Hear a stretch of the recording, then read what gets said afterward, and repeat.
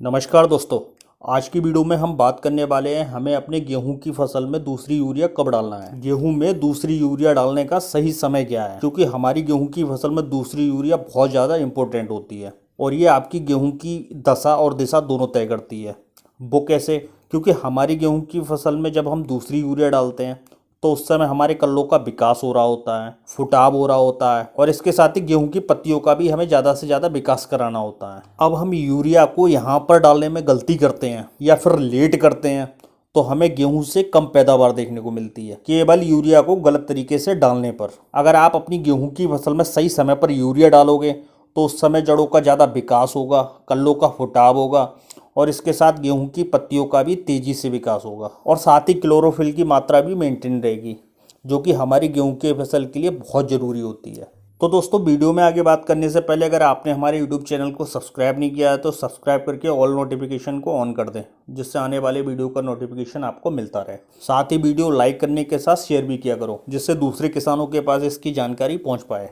तो दोस्तों, गेहूं में दूसरी यूरिया के बारे में बात करने से पहले थोड़ा कन्फ्यूजन को हम दूर कर लेते हैं, क्योंकि कई सारे किसानों के बीच दूसरी और तीसरी यूरिया के बीच मतभेद हैं। अब कैसे मतभेद हैं थोड़ा हम समझते हैं। जैसे आपने गेहूं की बिजाई की तो उस समय पहला यूरिया मान लेता है किसानों से। अब सियारा स्टेज पर जो यूरिया डालते हैं उसे किसान दूसरा यूरिया मान लेते हैं। अब तीसरा यूरिया जो हम अब डालने की बात कर रहे हैं, इसे आप दूसरा यूरिया या तीसरा यूरिया समझ सकते हो और ये कई सारे किसानों के लिए आखिरी यूरिया होता है। अब कई सारे किसान शुरुआती समय में DAP डालते हैं, इसके बाद पहला यूरिया लगाते हैं सियारा स्टेज पर, यानी गेहूं में पहला पानी देते हैं जब। और दूसरा यूरिया हो गया हमारा ये, जिसके बारे में हम अभी वीडियो में बात कर रहे हैं। अब आपको जैसे समझ में आए, चाहे आप इसे दूसरा यूरिया मान लो, तीसरा यूरिया मान लो या फिर आखिरी यूरिया मान लो, आपको जैसे ठीक लगे आप समझ सकते हो। तो दोस्तों, हमें अपनी गेहूं की फसल में दूसरा यूरिया कब डालना है। अब दूसरे यूरिया डालने से पहले हम पहले यूरिया के बारे में थोड़ा समझ लेते हैं।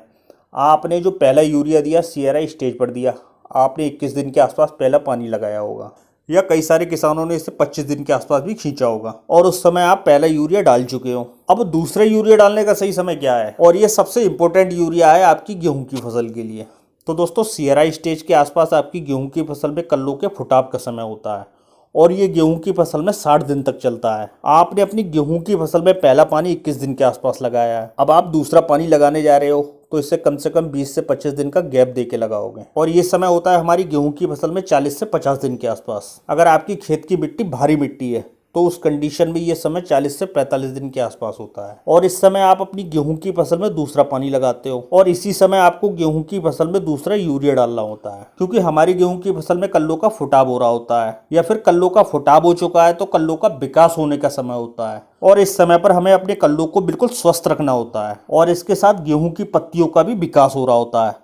तो इस समय हमें सबसे ज़्यादा नाइट्रोजन की जरूरत पड़ती है कल्लों के फुटाव और विकास के साथ नई पत्तियों के विकास के लिए, क्योंकि अगर इस समय पर हम नाइट्रोजन देने में गलती करते हैं या गलत तरीके से डालते हैं या थोड़ा आगे पीछे करते हैं तो हमारी गेहूं की फसल में जो कल्ले निकल रहे होते हैं या कल्लों का विकास हो रहा होता है तो उस पर सीधा सीधा असर पड़ता है। आपकी गेहूं की फसल में जो नए कल्ले निकल रहे हैं उन्हें नाइट्रोजन की जरूरत पड़ती है। इसके साथ ही कल्लों के विकास के लिए हमें नाइट्रोजन की बहुत जरूरत पड़ती है और इस समय पर हम यूरिया डालते हैं तो फोटोसिंथेसिस की क्रिया तेज होती है, जिससे नए पौधों में ज़्यादा हरापन नजर आता है, जिससे ज़्यादा विकास होता है और इस समय पर हमें पत्तियों का भी ज़्यादा विकास कराना होता है। और इस समय पर हम गेहूं की फसल में अगर थोड़ी भी रुकावट करते हैं यूरिया को कम या आगे पीछे डालकर, तो हमें सीधे सीधे कल्लों पर फर्क दिखाई देता है, जिससे ना ही कल्लों का अच्छे से विकास हो पाता है और कई बार ऐसा भी देखा जाता है कि कल्लों का बहुत अच्छे से फुटाव नहीं हो पा रहा होता है, जो हमारे कल्ले निकलने से रह गए हैं। क्योंकि हमारी गेहूं की फसल में जितने ज़्यादा कल्ले होंगे उतनी ज़्यादा बालियाँ होंगी और हमें उतनी ही ज़्यादा पैदावार देखने को मिलेगी।